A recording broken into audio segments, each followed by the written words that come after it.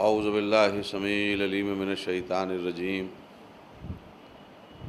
بسم اللہ الرحمن الرحیم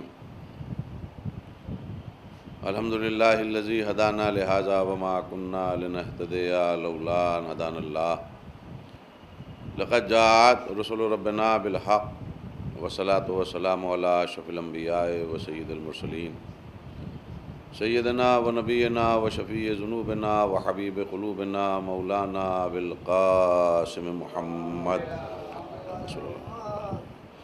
وعلی بیتہ الطیبین الطاہرین المعصومین المظلومین ولعنۃ اللہ علی اعدائہم و قتلتہم و غاصبی حقوقہم و منکری فضائلہم و مصائبہم و تشہم و طہارتہم و لظمتہم و لسمتہم و شجاعتہم و ولایتہم اجمعین من یومنا ھذا الی یوم الدین اما بعد فقط قال اللہ تبارک و تعالی فی کتابہ المبین وہو اصدق الصادقین وقولہ الحق بسم اللہ الرحمن الرحیم یا ایتھا النفس المطمئنۃ ارجعی الی ربک راضیۃ مرضیہ فادخلی فی عبادی وادخلی جنتی۔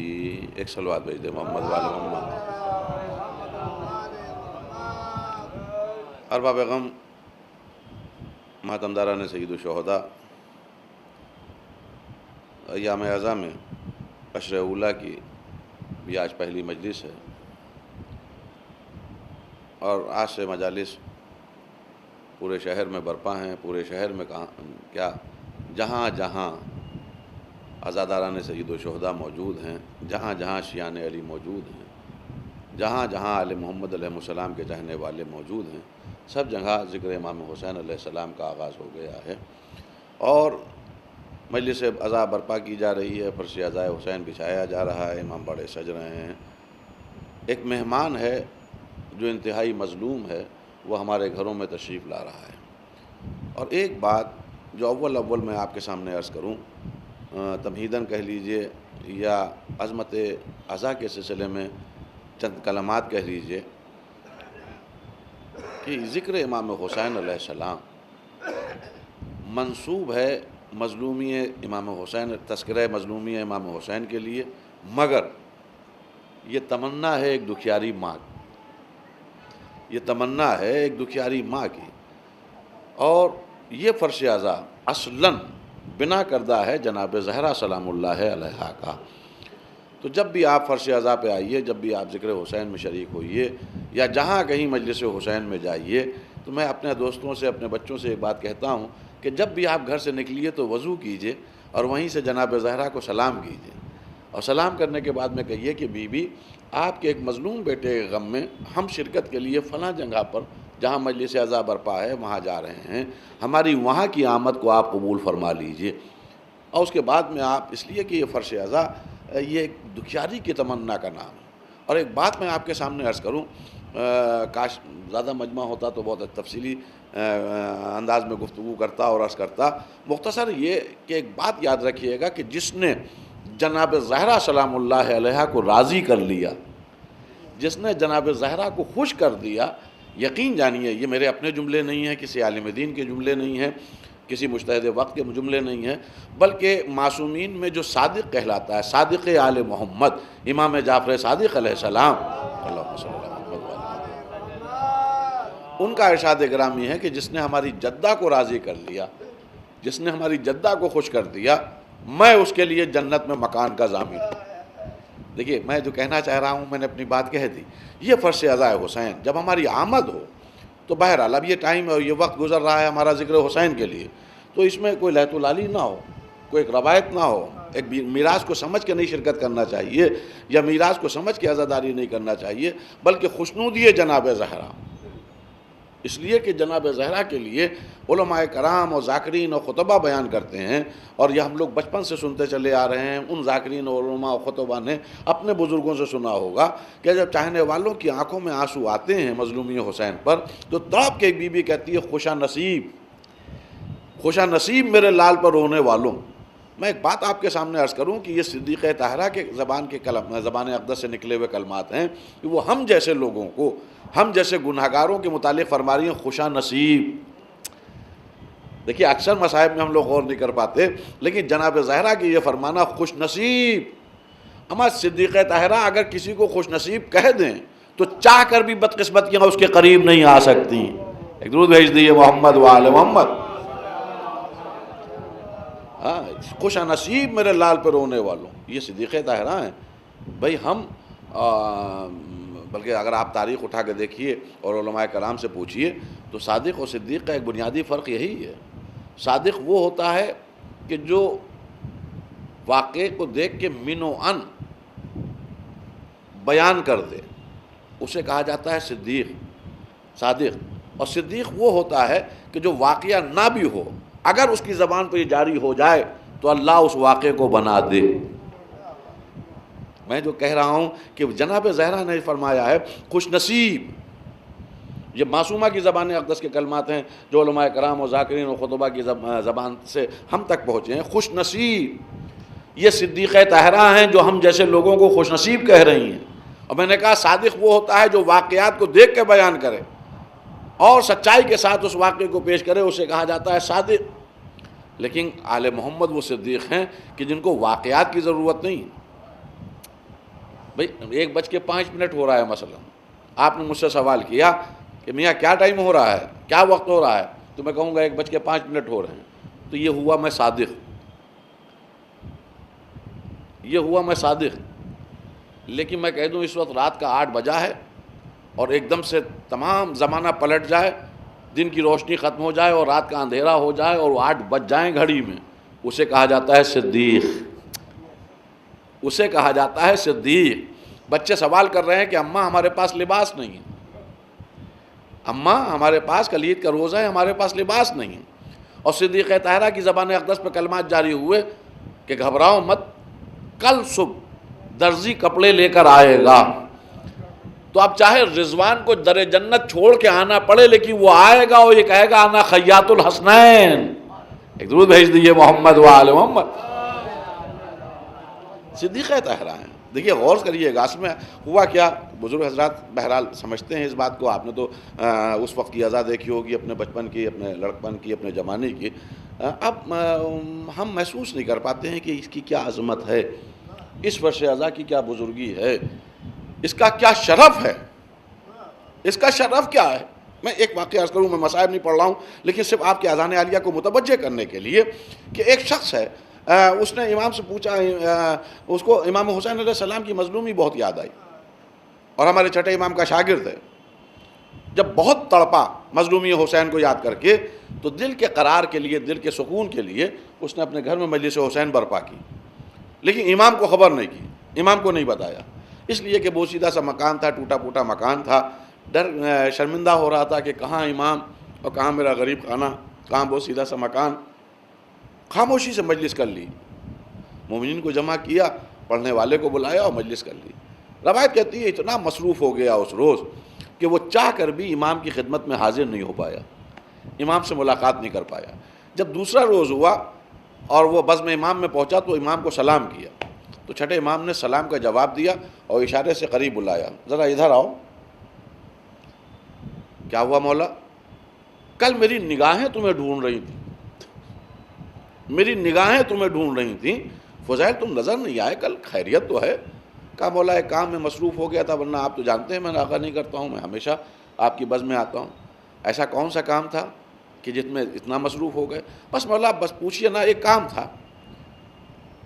خدا کی قسم اس کے سامنے انسان یہ کہہ رہا ہے کہ ایک کام تھا، پوچھئے مت، کہ جس کا جد تلوار چلاتا ہو تو نسلوں کو دیکھ کے چلاتا ہو. امام مسکرا رہے ہیں، کون سا کام تھا؟ اپنے مولا کو بھی نہیں بتاؤ گے، اپنے آقا کو بھی نہیں بتاؤ؟ نہیں مولا بس. جب امام کا اصرار بے پناہ بڑھا تو ہاتھ جوڑ کے کھڑا ہو گیا کہ میں اس لیے نہیں آ پایا تھا کہ اب عبداللہ الحسین کی مجلس گھر میں برپا کی تھی اور مولا اتنا مصروف ہو گیا تھا آنے والے مہمانوں کی خدمت میں کہ میں چاہ کر بھی آپ کی خدمت میں حاضر نہیں ہو پایا. اٹھ کے کھڑے ہو گئے امام. کیا کہا؟ میرے جد کی مجلس رکھی اور مجھے خبر نہیں کی. دیکھیے میں جو عرض کرنا چاہ رہا ہوں وہ بات اس واقعے کو اس لیے عرض کر رہا ہوں، مجھے نہیں بتایا. تو رونے لگے، کہنے لگے میں غریب آدمی ہوں، میرا ایک چھوٹا سا مکان ہے، آپ کا شایہ نشان نہیں تھا کہ آپ وہاں تشریف لائیں، ورنہ میں مولا ضرور حاضر ہوتا، آپ کی خدمت میں آپ کو بلاوا ضرور دیتا. اور یہ کہہ کے اپنی غربت پہ جناب فضیل رونے لگے، کندھے پہ ہاتھ رکھا اور ایک جملہ فرمایا دیکھیے اس فرش اعضا کی عظمت کو سمجھیے. ایک جملہ فرمایا کہ فضیل یاد رکھو تم بلاؤ یا نہ بلاؤ. دیکھیے یہ جملے ہیں، یہ صادق آل محمد کے جملے ہیں، یہ میں نے خود کتاب میں پڑھے کہ بلاؤ یا نہ بلاؤ، جہاں کہیں فرش اعضا حسین بچھے گی ہم آل محمد پہنچیں گے. صرف جناب زہرا کا مسئلہ نہیں ہے، یہاں فرش اعضا بچھی، ذکر حسین ہوا، آل محمد کی تشریف آوری شروع ہو گئی، اور جہاں جس بس میں آل محمد آ جائیں وہاں نوری نور ہوگا. درود بھیج دیے محمد و آل محمد،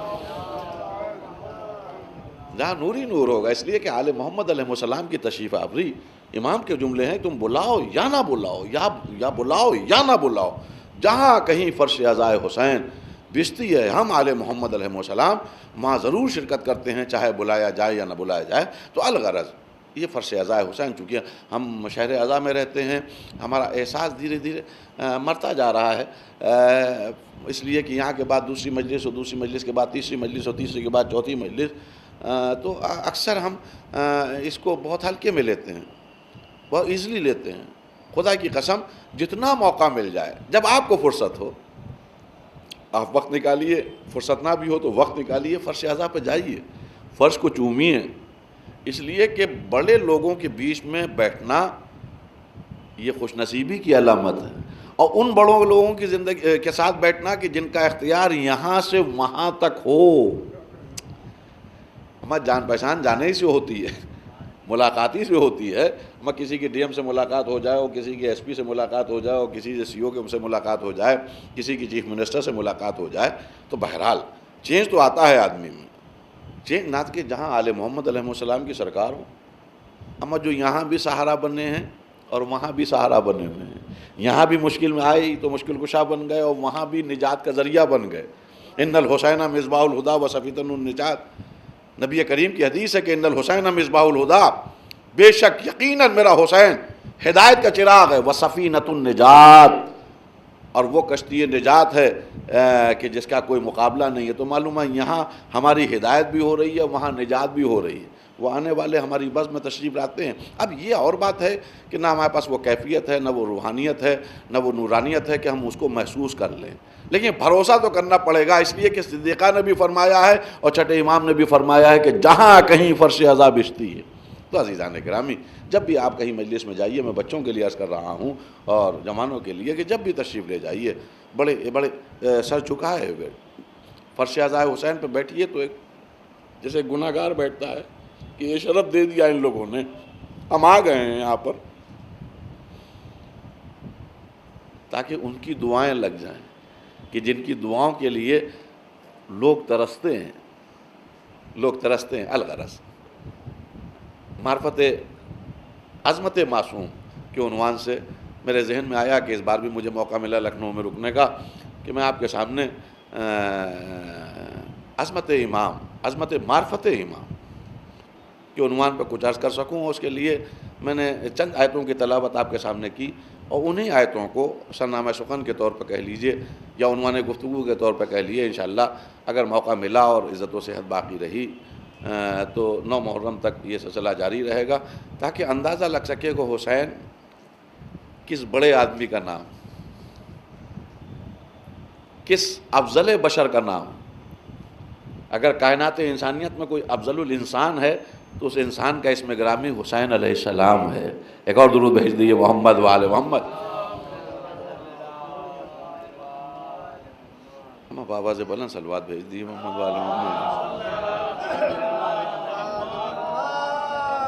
مجھے معلوم ہے کہ یہ بڑا کٹھن وقت ہوتا ہے مجلس سننے کے لیے، لیکن بہرحال آپ کی ہمت اور اللہ یہ توفیق کو برقرار رکھے. سورہ فجر کی آخری چند آیتوں کی میں نے تلاوت کی. ترجمہ اس کا یہ ہے کہ یا ایتھا النفس المطمئنہ، اے وہ جو مطمئن نفس ہے، ارجعی، پلٹا، لوٹا، واپس آ، الی ربک، اپنے رب کی طرف، اپنے اللہ کی طرف، اس انداز میں کہ راضیتم مرضیہ، اللہ تجھ سے راضی اور تو اپنے رب سے راضی. فادخلی فی عبادی، آ میرے بندوں میں شامل ہو جا. وادخلی جنتی، آ میری جنت میں داخل ہو. یعنی تمام جنتیوں کے لیے جنت اور ہوگی، تو میری جنت میں داخل ہو جا، وادخلی فی عبادی، آپ میرے بندوں میں شامل ہو جا، وادخلی جنتی، آپ میری جنت میں آ۔ یہ کسی کوئی بشر ہے، کوئی انسان ہے کہ جس سے اللہ مخاطب کر کے کہہ رہا ہے اے مطمئن نفس۔ اسی پہ انشاءاللہ گفتگو ہوگی کہ آخر وہ کون ہے۔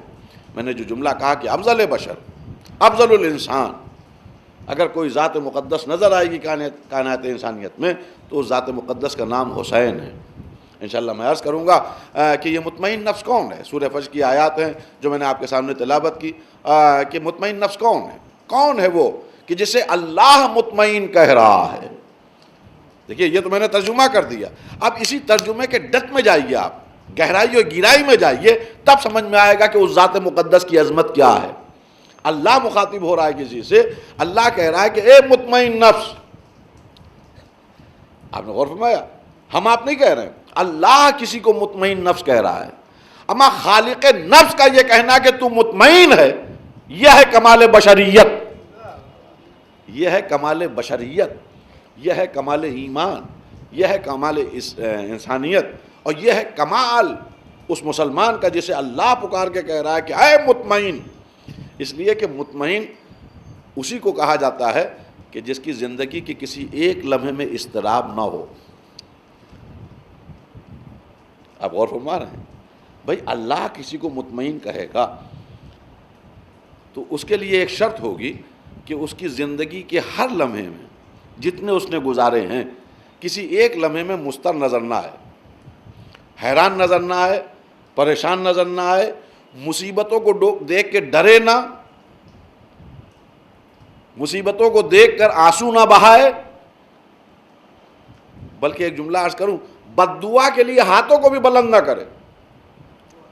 اگر تھوڑی دیر آپ متوجہ ہوں تو شاید یہ تمہیدی گفتگو بہت آسان ہو جائے گی آنے والی کل کی مجالس کے لیے، کہ مطمئن ہونے کے لیے کچھ شرائط ہیں۔ اس شرائط میں ایک شرط یہ بھی ہے کہ سن بلوغ کی پہلی سانس سے لے کر زندگی عالم نزا کی، سکرات کے عالم کی وہ آخری سانس تک اس کی زندگی کی کسی ایک لمحے میں اضطراب نام کی کوئی چیز نہ ہو، گھبراہٹ نام کی کوئی چیز نہ ہو، بے چینی نام کی کوئی چیز نہ ہو، لاکھ مصیبتوں میں گرفتار ہو جائے لیکن وہ مسکرا کے یہ کہتا رہے کہ پروردگار کچھ اور ہو تو دے دے۔ نہ وہ گھبرائے، نہ وہ پریشان ہو، نہ وہ جھجکے، نہ وہ ٹھٹکے، نہ وہ رکے، نہ وہ سہمے، نہ وہ ڈرے، اور ان منزلوں سے گزرتے ہوئے پوری زندگی گزار جائے تو اس کو نہیں کہنا پڑے گا کہ مطمئن ہوں، بلکہ خدا خود پکارے گا کہ تو مطمئن نفس ہے۔ اس لیے کہ ہم اور آپ اگر کسی کو کوئی ٹائٹل دیتے ہیں، کوئی لقب دیتے ہیں تو ہم تو چھوٹے لوگ ہیں، ہم صورتوں کو دیکھ کر گفتگو کرنے کے عادی ہیں، صورتوں کو دیکھ کر اندازے لگانے کے عادی ہیں، صورتوں کو دیکھ کر فورکاسٹ کرنے کے عادی ہیں، پیشن گوئی کرنے کے عادی۔ ابھی دیکھا کہ سکون سے آپ بیٹھے ہوئے ہیں اور میں بھی سکون سے بیٹھا ہوں، میں نے کہا آپ خیریت سے تو ہیں؟ ہاں اللہ کا شکر ہے،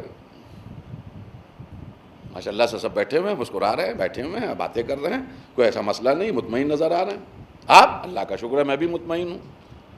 تو ہم تو صورتوں کو دیکھ کر اس وقت کا اطمینان دیکھا تو ہم نے کہا بڑا مطمئن، لیکن بھروسہ نہیں کہ شام تک کیا ہو جائے، ہو سکتا ہے کہ کل کیا ہو جائے، پرسوں کیا ہو جائے، نرسوں کیا ہو جائے۔ تو اللہ ایک دن کو نہیں دیکھے گا، ایک ساتھ کو نہیں دیکھے گا، بلکہ پوری زندگی جتنی اس نے عطا کی ہے، زندگی کے ہر لمحے کو واچ کرے گا، اور جب واچ کرے گا اس کے بعد میں واقعاً وہ مطمئن نظر آئے گا تب وہ کہے گا تو مطمئن ہے۔ ورنہ اگر گھبرا جائے انسان، انشاءاللہ میں عرض کروں گا، اور بڑے لوگوں کا تذکرہ ہے تو بڑے لوگوں کی باتیں ہوں گی، ہم آپ تو مطمئن ہیں ہی نہیں، ہم واقعاً ابھی تو ہم ہیں ہی نہیں مطمئن، ہمارے تو اطمینان کا بھی آغاز ہی نہیں ہوا ہے۔ اما ذرا سی بارش ہوتی ہے تو ہم بے چین ہو جاتے ہیں، کڑی دھوپ پڑتی ہے تو ہم بے چین ہو جاتے ہیں، سخت ٹھنڈ پڑتی ہے تو ہم بے چین ہو جاتے ہیں۔ اما شہر میں ذرا سا فساد ہوتا ہے، نیند اپنے بستر پہ نہیں آتی۔ میں کیا کہہ رہا ہوں عزیزان گرامی، شہر میں اگر ذرا سا فساد ہو گیا یا کوئی انہونی سی ہو گئی تو ہوا ہے امین آباد میں نیند نہیں آ رہی ہے اپنے گھر پہ۔ اکثر ہوتا تھا کہ ان کا وہ آج رات میں پولیس سیڑھی لے کے آ رہی ہے، اب وہ چاہے افواہ ہو، ریمر ہو، لیکن اب انسان بے چین نظر آ رہا ہے کہ دیکھو آج کیا معلوم کسی کے گھر پہ گرفتاری ہو جائے. تو یہاں ذرا سی حالات کو ہم نے دیکھا کہ کچھ خراب ہوئے، فوراً ہماری ہیجانی کیفیت شروع ہو گئی. تو ابھی تو ہم مطمئن ہیں ہی نہیں. ہم تو ذرا سا فساد سنتے ہیں، ذرا سا دشمن کو سامنے دیکھتے ہیں تو ہم مضطرب ہو جاتے ہیں. ہاں مطمئن وہ ہیں کہ جو 40 کفار قریش تلواریں لیے کھڑے ہوں اور وہ اپنے بستر رسول پہ آرام سے سو رہے ہوں، ہمیشہ کہتے رہے ہوں جیسا ماؤس رات سویا ایسا کبھی نہیں سویا. یہ ہے مطمئن. انشاءاللہ میں عرض کروں گا. تو ہم آپ مطمئن نہیں ہیں. ہم تو ذرا سی دیر میں گھبرا جاتے ہیں. ہم تو ہلکی سی مصیبت آئی تو ہم پریشان ہو گئے. مار ڈالے گا تو، جلا کے خاک کر دے گا. صبح نیزے پہ سورج اتار لیا تو نے، مر جائیں گے. ذرا سی گرمی تیز ہوئی ہم پریشان ہو گئے. ہم ٹھنڈ آئی اکڑ جائیں گے. کیا ہو رہا ہے؟ یہ ٹھنڈ کب تک چلے گی؟ بارش ہو رہی ہے. ہم کیا سب گھر گر جائیں گے؟ سب گھر بہ جائیں گے؟ کسی کے باپ کو مرتے ہوئے دیکھا، بچے چھوٹے ہیں، موت کی خبر سنی پہنچے، کیا کیا اللہ میاں کے اوپر تبصرے کر دیے. تو ہم تو ابھی اطمینان ہے ہی نہیں. اور اطمینان اس لیے نہیں ہے، اطمینان ہوتا ہے جو معرفت بڑھتی جاتی ہے. اطمینان اضطراب ہوتا ہے جہالت کے سبب سے، اور اطمینان ہوتا ہے معرفت اور علم کے سبب سے. جتنی معرفت بڑھتی جاتی ہے، نہیں میں ایک واقعہ عرض کر دوں تاکہ اپنی بات کو آسان کر سکوں کہ امام مولائے متقیان تشریف فرما ہے، وہ سامنے امام حسن علیہ السلام تشریف فرما ہے. یہاں پر ابو ذر، مقداد، سلمان بیٹھے ہوئے ہیں. آپ نے مسکرا کے کہا سنو میرا حکم مانو گے؟ ارشاد فرمائیے آقا آپ پر جان نثار، جان قربان. یہ ذوالفقار اٹھاؤ، جاؤ میرے بیٹے کی گردن کاٹ دو، میرے بیٹے کا سر اتار لو. تو اب ایک منزل ایسی آئی کہ مقداد اٹھے، تلوار اٹھائی، وہاں تک پہنچے، لیکن پھر رک گئے. یہ مولائے متقیان کا حکم ہے. یہ شہزادے ہیں، یہ ہمارے دوسرے امام ہیں. ابو ذر اپنی جگہ سے کھڑے ہوئے، ایک قدم بڑھے، پھر تلوار رکھ دی، وہیں پہ رک گئے. سلمان اپنی جگہ بیٹھے رہے. میں یہ واقعہ اس لیے کر رہا ہوں کہ جتنا اطمینان بڑھتا جاتا ہے، جتنا یقین بڑھتا جاتا ہے، اتنا زندگی میں ٹھہراؤ بڑھتا جاتا ہے، اتنا اعتبار بڑھتا جاتا ہے. تو ہیجانی کیفیت وہاں مبتلا ہوتی ہے جہاں کچھ علم کم ہوتا ہے. یہی وجہ ہے کہ مقداد کو 8 درجے ملے، ابو ذر کو 9 درجے ملے اور سلمان کو 10 درجے ملے. یہ 10 درجے اس لیے ملے کہ انہیں معلوم ہے کہ مولا کا مقصد کیا ہے. ایک درود بھیج دیجیے محمد و آل محمد. اللہم صلی اللہ علیہ وسلم. اور حقیقت میں انشاءاللہ کسی دن موقع ملا تو اس بات کو بھی عرض کروں گا کہ ہم لوگ اگر واقعا معرفت امام چاہتے ہیں تو معرفت اس منزل کا نام ہے کہ جہاں معصوم کی ہاں کو بھی انسان نہ سمجھے. کبھی کبھی معصوم کی نہ کو بھی انسان ہاں سمجھے اور کبھی کبھی معصوم کی ہاں کو بھی انسان نہ سمجھے. میں کیا عرض کر رہا ہوں عزیزان گرامی؟ اس لیے کہ یہ ہے معراج. المختصر، جتنا ایمان بڑھتا جاتا ہے، جتنا علم بڑھتا جاتا ہے، جتنا یقین بڑھتا جاتا ہے، اتنا اضطراب گھٹتا جاتا ہے. اور جہاں جہاں یقین کی کمی ملے گی وہاں آپ کو اضطراب نظر آئے گا. تو ہم لوگوں کی تو بات ہی نہیں، ابھی یقین ہی نہیں ہے. نماز تو ہم اس لیے پڑھ رہے ہیں کہ مولوی صاحب نے ہم کو طریقہ نماز بتایا تھا. نماز تو ہم اس لیے پڑھ رہے ہیں کہ ابا نے بتایا تھا اس طرح رکوع کرو، اس طرح سجدہ کرو. نماز تو ہمیں اس لیے معلوم ہے کہ امی جان نے بتایا تھا کہ نماز پڑھو تو سجدے کی حالت میں یہ کلمات کہنا، رکوع میں یہ کہنا، قیام میں ہونا تو یہ کہنا، اللہ اللہ خیر صلی اللہ. ابھی ہم کو معلوم ہی نہیں کہ وہ کتنا اعلیٰ ہے. ابھی ہم کو معلوم ہی نہیں کہ وہ کتنا عظیم ہے. ابھی ہم کو معلوم ہی نہیں کہ وہ کتنا اعلیٰ اور کتنا عظیم ہے. ابھی ہم کو یہ معلوم نہیں کہ یہ قربتاً للہ کے ذریعے ہم کتنا اس کے قریب پہنچ گئے. یہ تو ہمیں بس ہم بندگی کی راہ میں چل رہے ہیں. جو تھوڑا بہت ثواب مل رہا ہے وہ اسی بنیاد پر، ضرب کے حساب سے، ضرب کے حساب سے، کیونکہ ہمیں معلوم ہی نہیں ہے کہ وہ کون ہے. لیکن جن لوگوں کے معلوم تھا کہ وہ کون ہے وہ مسکرا کے کہتے تھے تمام پردے ہٹا بھی دیے جائیں. ارے ایک درود بھیج دیجیے محمد وآل محمد. تو یقین میں نہ اضافہ ہوگا نہ کمی ہوگی. تو عزیزان گرامی، اضطراب اس وقت نظر آئے گا جب علم کی کمی ہوگی اور معرفت کی کمی ہوگی، یقین کی کمی ہوگی. اور مستر انسان وہی ہوگا، مطمئن وہی ہوگا جس کے زندگی میں اضطراب نہ ہو. تو لاکھوں سلام اس ذات مقدس کے اوپر جس کے لیے اللہ نے کہا یا ایتھا النفس المطمئنہ، اے وہ جو مطمئن ہے۔ اما ڈکلیئر ہو گیا کہ اللہ نے کسی کو مطمئن کہہ دیا۔ بلکہ میں اکثر ایک بات کہتا ہوں کہ شرافت کا تقاضا تو یہ ہے، انسانیت کا تقاضا تو یہی ہے، مسلمان ہونے کا تقاضا تو یہی ہے کہ جب بھی مسلمان قرآن کے ان آیات کو تلاوت کرے اور ان آیتوں کی قرات کرے، اور جیسے ہی اس منزل پر پہنچے یا ایتھا النفس المطمئنۃ ارجعی الی ربک راضیۃ مرضیہ فادخلی فی عبادی وادخلی جنتی، فوراً قرآن کو بند کرے اور تصور میں اس آدمی کو لائے، اے بھائی تم جو بھی ہو، جہاں کے رہنے والے ہو، مجھے نہیں معلوم تمہارا نام کیا ہے، تمہارے بابا کا نام کیا ہے، تمہارے نانا کا نام کیا ہے، تمہارے دادا کا نام کیا ہے، تم کس قبیلے سے تعلق رکھتے ہو، تم دنیا کے کس علاقے کے رہنے والے ہو، بھائی تم کس دور میں ہوئے تھے مجھے کچھ نہیں معلوم، لیکن بھائی تم جو بھی ہو، تم پر ہم جیسے لوگوں کے لاکھوں سلام، اس لیے کہ ہمارے رب نے تمہیں مطمئن کہا ہے، کچھ نہ کچھ تو ہوگا تم میں۔ تو شرافت کا تقاضا تو یہ ہے کہ تعصب کی عینک ہٹا دی جائے کہ پہلے تفاسیر میں جا کر گھسو، پہلے معلوم کرو یہ جس کو مطمئن کہا جا رہا ہے یہ ہمارا لیڈر تو نہیں ہے، اگر ہمارا لیڈر ہے تو اس کو آگے بڑھاؤ، ہمارا قائد ہو تو آگے بڑھاؤ، ہمارے مسلک کا امام ہو تو آگے بڑھاؤ، تعصب کی نگاہوں کو جانے دیجیے، وہ عینک اتار دیے، وہ چشمے کو اتار دیے۔ اللہ نے کسی کو مطمئن کہا، انشاءاللہ گفتگو ہوگی، صرف مطمئن نہیں کہا بلکہ راضیۃ مرضیہ بھی کہا۔ میں کیا عرض کر رہا ہوں، راضیۃ مرضیہ، یہ بھی ایک اس کے اوپر گفتگو انشاءاللہ ہوگی کہ راضی ہونا، بندے کا راضی ہونا اپنے اللہ سے، اور اس سے بڑھ کے کمال یہ ہے کہ اللہ کا بندے سے راضی ہونا، اور اس سے بڑھ کے کمال یہ ہے کہ بندے کا اللہ سے راضی ہونا۔ یہ انشاءاللہ بحث آپ کا موقع ملے گا تو میں آپ کے سامنے عرض کروں گا کہ یہ بھی کمال بندگی ہے۔ ہمارے یہاں زندگی پوری وقف ہو گئی، مسلمانوں کی زندگی سے اسی بات پہ گزر رہی ہے، ایک پوائنٹ، ایک گول، ایک منزل، ایک جگہ پہنچنا، بس کسی طرح ہم یہ کر لیں تاکہ ہمارا اللہ تعالی ہم سے راضی ہو جائے۔ بھئی جتنے واجبات، جتنے مستحبات، جتنے محرمات سے اجتناب، جتنے مکروہات سے بچ رہے ہیں، اس کا سبب کیا ہے؟ تاکہ جب ہم مر کے جائیں تو ہم سے اللہ راضی رہے۔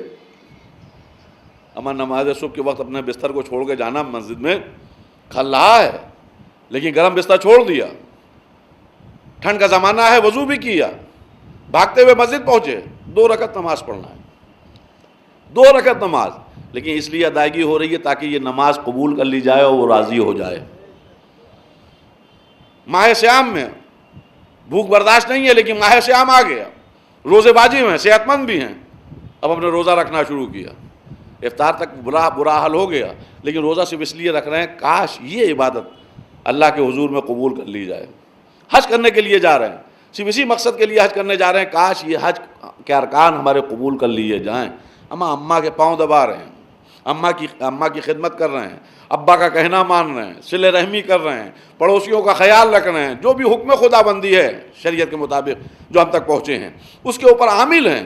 صرف ایک غرض، ایک تمنا، ایک آرزو، یہ اللہ راضی ہو جائے، اس بات سے اللہ راضی ہو جائے۔ اپنا کھانا بھوکے کو کھلا رہے ہیں اور دل میں خیال یہ ہے کہ اس وقت یہ جو کھانا میں نے کھلایا ہے اللہ اس کو پسند کر لے۔ کسی فقیر کو 2 روپے دیے، دل میں تمنا یہ ہے کہ اللہ اس ادا کو قبول کر لے۔ یعنی زندگی میں صرف ایک پوائنٹ ہے، ایک گول ہے، ہم یہ کریں تاکہ وہ راضی ہو جائے، ہم یہ نہ کریں تاکہ وہ ناراض نہ ہو جائے۔ اس کے علاوہ تو کچھ بھی نہیں ہے، ہم مسلمانوں کے پاس اس کے علاوہ کچھ نہیں ہے کہ ہم ہر عبادت، ہر نیکی، ہر وہ کام جو عمل صالح کہلاتا ہے اس کو اس لیے بجا لا رہے ہیں تاکہ کسی طرح ہمارا رب ہم سے راضی ہو جائے، ہمارا اللہ ہم سے راضی ہو جائے۔ اور ہم یہ نہ کریں، گناہ نہ، غلطی نہ کرنا، جھوٹ نہ بولنا، غیبت نہ کرنا، یہ نہ کرنا، کیوں؟ اللہ ناراض ہو جائے گا۔ تو زندگی کا ایک مقصد، یہ کریں تو اللہ راضی ہو، وہ کرے تو اللہ ناراض ہو جائے گا۔ اما آپ انصاف سے بتائیے، یہاں پہ سیدھا حضرات بھی تشریف فرما ہے، انصاف سے بتائیے، اتنی عمر گزرنے کے بعد، چاہے آپ نے نماز نہ چھوڑی ہو، آپ نے روزہ نہ چھوڑا ہو، آپ نے حج نہیں چھوڑا ہو، آپ نے زندگی میں ہر طرح کی نیکی کی ہو، کیا آپ شیورٹی کے ساتھ اور گارنٹی کے ساتھ کہہ سکتے ہیں کہ ہماری اب تک کی عبادات قبول کر لی گئیں اور اللہ ہم سے راضی ہو گیا؟ اما عالم نزا کی کیفیت، جسم سے جان نکل رہی ہے، 95 برس کا بزرگ، آخری وقت ہے، سکرات کا عالم ہے. السلام علیکم چچا. وعلیکم السلام بیٹا، کیسی طبیعت ہے؟ بس دعا کرو یہ مشکل آسان ہو جائے. ارے چچا ہم کو جاتے جاتے یہ بتاتے جائیے کہ یہ جو آپ نے اعمال کیے تھے نیک، کیا وہ قبول کر لیے گئے اللہ کی بارگاہ سے؟ کیا اللہ کی بارگاہ سے کوئی خبر آئی آپ کا؟ کیا کوئی فرشتہ آیا؟ اما چونک کے وہ بوڑھا آدمی آنکھ کھولے گا اور کہے گا میاں دعا کرو، مجھے معلوم نہیں. تو ایک بات تو ہے، پوری زندگی ہماری گزر جاتی ہے، ہم مخمصے میں رہتے ہیں کیا ہوا ہمارے ساتھ، ہم تجسس ہمارے ساتھ ہے کہ ہم کیا ہونے والا ہے. ہمارا کام ہے عمل کرنا، اس کی مرضی ہے وہ قبول کرے یا نہ کرے. اب بھی مسلمان اس آدمی کو لاکھوں سلام نہیں کرے گا جس کے جیتے جی خود خدا رب کائنات فرما رہا ہے کہ راضیۃ مرضیہ. ہم آرزو رکھ رہے ہیں کہ کاش وہ راضی ہو، اور اس بندے کی زندگی میں اللہ اس سے کہہ رہا ہے کہ میں تجھ سے راضی ہو گیا. ایک درود بھیج دیجیے محمد وآل محمد. اللہ تم سے راضی ہو جائے، اللہ تم سے راضی ہو جائے. تو عزیزان گرامی، انشاءاللہ میں آپ کے سامنے تفصیلاً باتیں عرض کروں گا اگر موقع ملا. اور دیکھیے مزہ تو اس وقت آتا ہے کہ جب مجمع بھی ہو اور رسپانس بھی سامنے والوں کی طرف سے، سامعین کی طرف سے ملی. ہاں ایک ہاتھ سے تالی نہیں بجتی. اگر یہ اس کے اوپر اس لیے کہ امام حسین علیہ السلام کو ہماری بدقسمتی ہے کہ ہم ایک عام سا ذکر سمجھ بیٹھے ہیں. اما حسین اس ذات مقدس کا نام ہے کہ جس کے بارے میں تصور جہاں پر ختم ہوتے ہیں انسان کے، وہاں سے عظمت حسین کا آغاز ہوتا ہے. یہ میں ہوا میں گفتگو نہیں کر رہا ہوں کہ وہ ہمارے تیسرے امام ہیں، ہم ان کو چاہتے ہیں، وہ ہمارے تیسرے امام ہیں، مولا متقیان جناب زہرا کے لال ہیں، اور ہم بڑھا چڑھا کے ہائپربولک تھیمس آپ کے سامنے عرض کریں اور بڑھا چڑھا کے کسی شخصیت کو پیش کریں. ایسا نہیں ہے. ہم ڈیزرو کرتے ہیں. یقین جانیے آپ شیعہ نہ بھی ہوں اور متعصب نہ ہوں تب آپ کی سمجھ میں آئے گا کہ حسین کون ہے. اما جہاں امتحانوں کی منزلوں میں انشاءاللہ عرض کروں گا، جہاں امتحانوں کی منزلوں میں اچھے اللہ والے ٹھٹکتے ہوئے نظر آئے، سہمتے ہوئے نظر آئے، رکتے ہوئے نظر آئے، ان منزلوں سے حسین آگے بڑھتے ہوئے نظر آئے. جہاں پہ لوگ بس کہہ رہے تھے وہاں پہ حسین اور کہہ رہے تھے. جہاں پہ لوگ گھبرا رہے تھے وہاں پہ حسین مسکرا رہے تھے. ایک درود بھیج دیجیے محمد وآل محمد. وہاں پہ حسین مسکرا رہے تھے.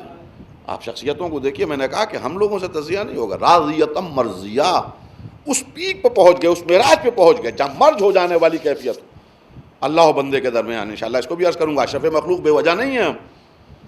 جو بندہ اللہ کے ایک دم قریب ہو جائے، اس کی رضا ان کی رضا، ان کی رضا اس کی رضا، تب اس ذات مقدس کے اختیار کا عالم کیا ہوگا کہ جس کی رضا اللہ کی رضا ہو، جس کی مرضی اللہ کی مرضی ہو، جس کا منشا اللہ کا منشا ہو.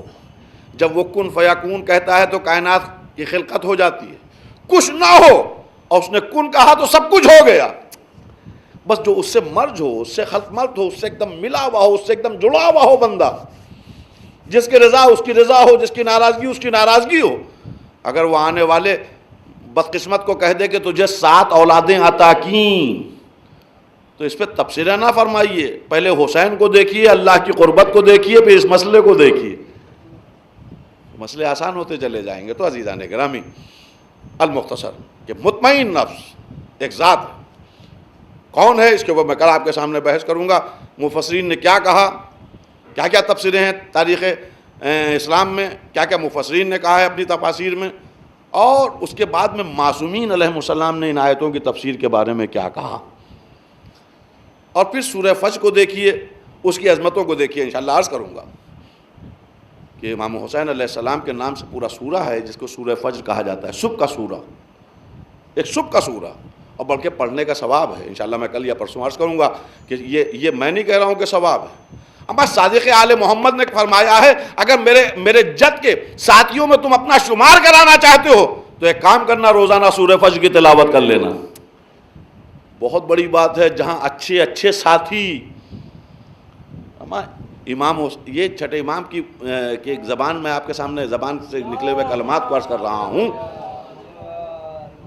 کہ امام فرماتے ہیں کہ روزانہ جو سورہ فجر کی تلاوت کرتا ہے اس کا شمار بروز محشر میرے جد حسین مظلوم کے ساتھیوں میں ہوگا۔